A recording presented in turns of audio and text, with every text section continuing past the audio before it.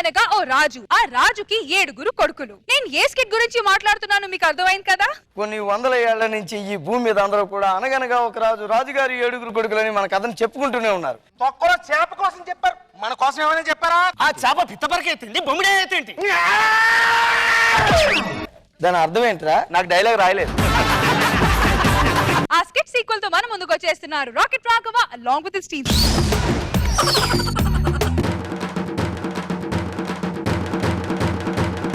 ఇందు మూలంగా ఇరుగు దేశపు రాజులకి, పొరుగు దేశపు రాజులకి, అటుపక్క రాజులకి, ఇటుపక్క రాజులకి, ముందు రాజులకి, వెనక రాజులకి, పై రాజులకి, కింద రాజులకి 50 మందికి తెలియజేయనిది ఏమనగా, బిల్లబెత్తరి రాజా వారి ఏకైక కుమార్తె గారాలు పెట్టి ఆల్బెత్తరి రాకుమార్తెకి 31వ స్వారి స్వయంవరం ఏర్పాటు చేశారు.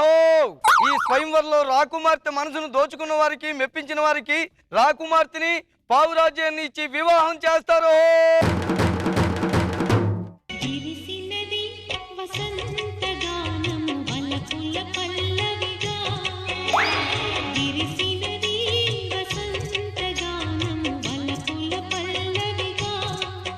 రాకుమారి, అమ్మో నాన్నరాజా వారు ఏంటి ఈ మధ్య మీరు పాటలు పాడుతూ పరపురుషుల్ని వల్లో వేసుకోవాలని చూస్తున్నారట? కొనుదెల వంశస్థులైన యువరాజా వారు నాగబాబు గారిని మీరు వల్లో వేసుకుంటున్నట్టయితే మాకు బహుదానందము.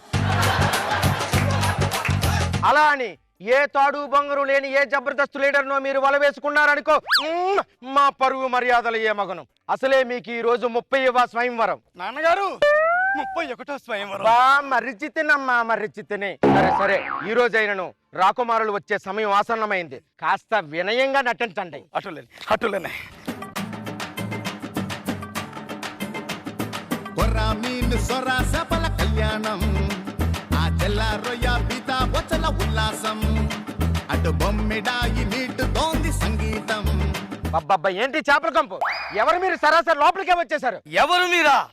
అవమానం, అవమానం, అవమానం, అవమానం, అవమానం, అవమానం. మీరు కత్తివాడి చాలా రోజులైంది, అందుకే బయటికి రావట్లేదు. మేమెవరో తెలీదా? తెలీదా? ఈ భూమండలం మీద ఎవరైనా సరే మా కథను వింటూ పెరిగి పెద్దవలసిందే. అనగనగా ఒక రాజు, రాజుగారికి 7 కొడుకులు. 7 కొడుకులు అడవికి వేటకెళ్ళారు. 7 చేపలు తెచ్చారు, అందులో చేప అనలేదు. ఆ చేప ఏమే గడ్డి మీద చాటు తెచ్చామన్నది. నన్ను ఆవు మేయలేదు, ముసలమ్మకి అన్నం పెట్టలేదు, పాలే రెప్పలేదు, బంగారు పుట్లో ఏనెడితే కొట్టినా అన్నది. ఆపండి. చేప గురించి చెప్పారు, గడ్డి గురించి చెప్పారు, ఆవు గురించి చెప్పారు, ఆఖరి సేవ గురించి కూడా చెప్పారు. మా గురించి చెప్పలేదు. అవమానం. ఇది మీ తప్పు కాదులే, అంతా రైటర్ చేసిన తప్పు. అందుకే లాస్ట్ ఎపిసోడ్ లో అతను లేపేసి. మా రాజ్యంలో అసలు చేపలు లేవే. అసలు మీరు ఎందుకు వచ్చారు? మాకు వర్షాలు పడక చెరువులు కూడా ఎండిపోయాయి. అడవులో ఉన్న చేపలు పట్టుకోవడం, రాజ్యానికి వచ్చిన చేపలు పట్టుకోవడం, మాకేమైనా ఫిష్ మార్కెట్ ఉన్నదనుకున్నావా? చంపేస్తాయేమనుకుంటున్నారు. రాకుమార్తెకి మీరు స్వయంవరం ఏర్పాటు చేసినారు, అందుకే మేము ఇక్కడికి వచ్చాం. సరే, ఈ అమ్మాయిని అక్కడ పెట్టి మీ అమ్మాయిని లోపలికి ప్రవేశపెట్టింది. మా అమ్మాయినండి. మీ అమ్మాయా? మరీ అందంగా ఉంటేను బహుశా అత్తగారి పోలిక అయి ఉంటుంది. ఇంకా నయము, ఏ మంత్రి పోలిక అనలేదు. మీ ఇంతకీ మీరు ఏ దేశపు రాజ్యులు? మీరు మీ నామధేయాలు ఏమిటి? మేము ఆకుకూర సామ్రాజ్యపు రాకుమారులం. మా నాన్నగారు అరిటాకు రాజావారు, నేను తోటకూర రాజు. నేను గోంగూర రాజావారిని. నేను బచ్చలకూర రాజుని. నేను చింతకూర రాజుని. నేను చుక్కకూర రాజుని. పాలకూర రాజు. వీరు కరివేపాకు రాజావారు, తీసి పారేస్తుంటాం. మీ వయసు ఎంత? 55, 54, 53, 51, 50, 94. టీవీలోని ఎంసెట్ ర్యాంకులు చెప్పినట్టుంది, వయసులు చెప్పినట్లేదు. సెటైర్ లేకే నువ్వు అడిగావు కాబట్టి చెప్పాం. స్వయంవరం మొదలు పెట్టు. సరే సరే సరే సరే, ఓకే ఓకే ఓకే. ఇప్పుడు నేను మా అమ్మాయిని ఇచ్చి మీకు వివాహం చేశాను అనుకో. అవును. మా అమ్మాయిని మీరు ఎలా పోషిస్తారు? ఇది చాలా సింపుల్. మేము వేటకెళ్ళి చేపలు తీసుకుని వస్తాం. దాన్ని రాకుమార్తెకి ఇస్తే ఈదిలో ఎండబెట్టి తట్లో వేసుకుని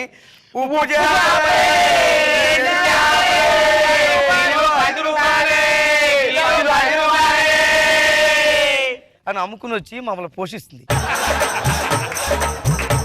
ఆ విధంగా మేము జీవనం కొనసాగించరు. మా కూతురు జీవితం సంకనాకేస్తారు. సరేలేండి, మేమే పోషిస్తాం. కానీ సరే, ఇప్పుడు స్వయంవరం మొదలు పెట్టండి. ఇప్పుడు నేను మీకు ఒక పరీక్ష పెడతాను. పెట్టండి. ఆ పరీక్షలో మీరు నెగ్గారనుకో, మా అమ్మాయిని ఇచ్చి నీకు పెళ్లి చేస్తాను. అలాగే. సరే, అంతా రెడీనా? రెడీ.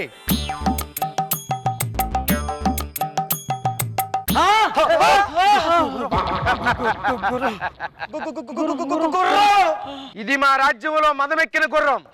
దీన్ని మదాన్ని అంచి దీని మీద కూర్చొని ఎవరైతే స్వారీ చేస్తారో వారికి మా అమ్మాయిని పావు రాజ్యాన్ని ఇచ్చి వివాహం జరిపిస్తాం.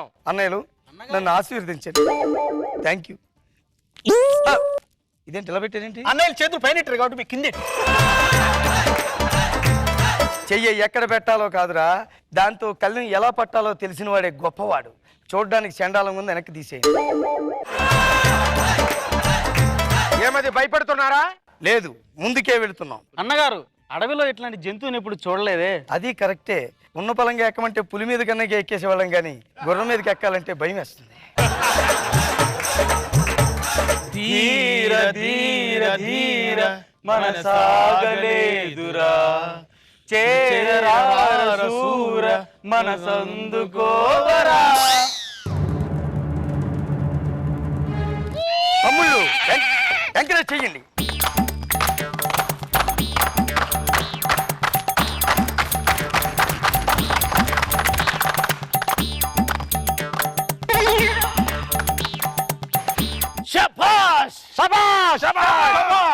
రాజావారు, మీ రాజ్యంలో గుర్రానికి అసలు స్వారీ తెలియదు అనుకుంటా. ఎంత పరిగెత్తినా ఇక్కడే ఉంది. దానికే నీకు తెలియలేదు స్వారీ. దాని మీద వెనక్కి తిరిగి కూర్చుంటే అది స్వారీ చేసినట్టుంది, నువ్వు చేసినట్లేదు. మీకే అసలేమీ తెలీదు. మా నాన్న రాజావారు ఎప్పుడు చెప్తుంటారు, శత్రువులు వెనకాతలే పొంచి ఉంటారని. అందుకే గుర్రం ముందు చూసుకుంటది, నేను వెనకాల చూసుకుంటా. రాకుమారి రండి, వెళ్ళిపోదాం. ఎక్కడికి? ఎవడు పిలుస్తాడు తోటి వెళ్ళిపోవడమనా? ఇక ఈజీ అనుకుంటున్నావా? సరే, ఇప్పుడు మరొక టెస్ట్ ఉంది. బ్లడ్ టెస్టా, యూరిన్ టెస్టా? అలాంటి టెస్టులు కాదు, ఇంకో పరీక్ష ఉంది ఇప్పుడు. సరే కానీ ఇప్పుడు మీరు బాణాలు తీయండి.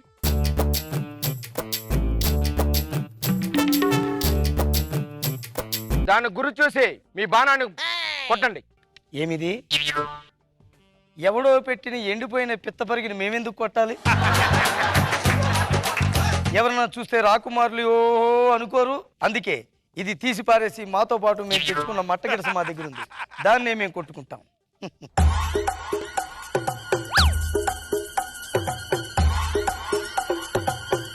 అందరూ కళ్ళు మూసుకోండి. ఎందుకు? నేను ఈ బాణం వదిలినప్పుడు ఈ బాణం ప్రచండమైన నిప్పులు కక్కుకుంటూ వెళ్తుంది. ఆ కాంతి చూసిన వారు కళ్ళు పోతాయి. నిజమే నిజమే నిజమే నిజమే నిజమే. అమ్మాయి కళ్ళు మూసుకో.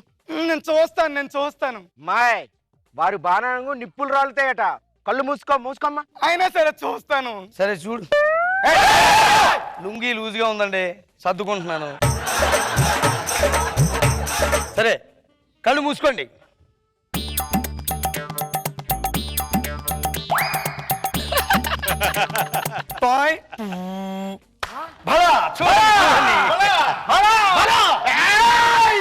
వీరికి కూడా నచ్చినది. బాణం వేస్తే స్ట్రైట్ గా వెళ్ళి గుచ్చుకోవాలి కానీ వెనకాతల నుంచి వచ్చి గుచ్చుకుందటమ్మా. చాలా జాగ్రత్తగా కూర్చోండి, టెన్షన్ లో రివర్స్ లో కూర్చేసినట్టున్నారు.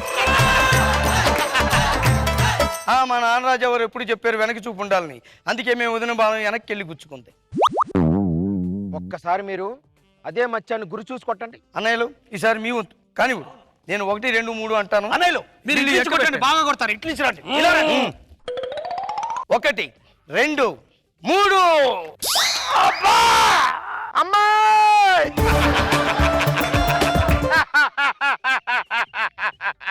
అమ్మా ఆలుపిత్ర, ఈ పిల్ల పిత్రగా నువ్వు అంటారు వాడిని చేసి వెళ్ళిపోయావా?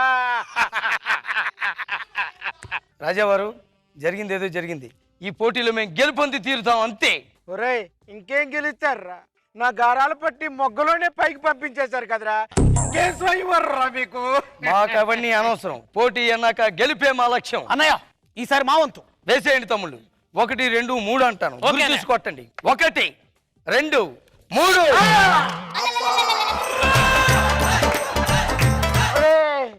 మూడు అనక ముందే చేసేసారట్రా, ఈసారి నన్ను కొట్టారట్రా. శ్వాసను వదిలేసినారు. భోజనం క్యాన్సిల్ అయింది. చింతించకండి. అనకాపల్లి రాజావారు పులుసు విందు ఉందని చెప్పారు. అక్కడికి వెళ్ళి దాన్ని విందు అరగించి అక్కడి నుంచి వేరే స్వయం వరకు వెళ్ళిపోదాం. పదండి. అలాగే.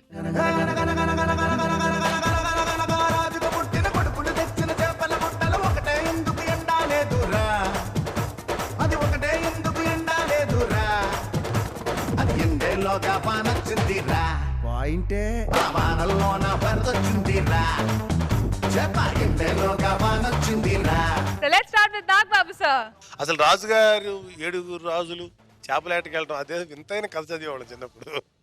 దాన్ని విజువల్గా చూపించావు లాస్ట్ టైము. దాన్ని సీక్వెల్గా ఎంత బాగా చేసావంటే బాగుంది. ఆఖరికి రాజకుమారిని వీడు బాణాలతో చంపేయటం అనేది నాకు బాగా నచ్చిన ఫినిషింగ్. మధ్యలో నాగి అరుపులో కూడా బాగా ఎంటర్టైన్ చేసినాయి. అది ఏం మాట్లాడు, ఒక అరుపు మాత్రం అరుస్తుంటాడు. గుడ్, బాగుంది. కానీ ఒక విషయం గమనించావా రష్మి? ఏం రోజా గారు? పులినైతే ఎక్కడం ఈజీ అంట, గుర్రం ఎక్కడం కష్టం అంట. అంటే అడవిలో ఉన్నాం కదా మేడం ఇన్ని రోజులు. అదే నేను కూడా వేరే ఏం లేదు.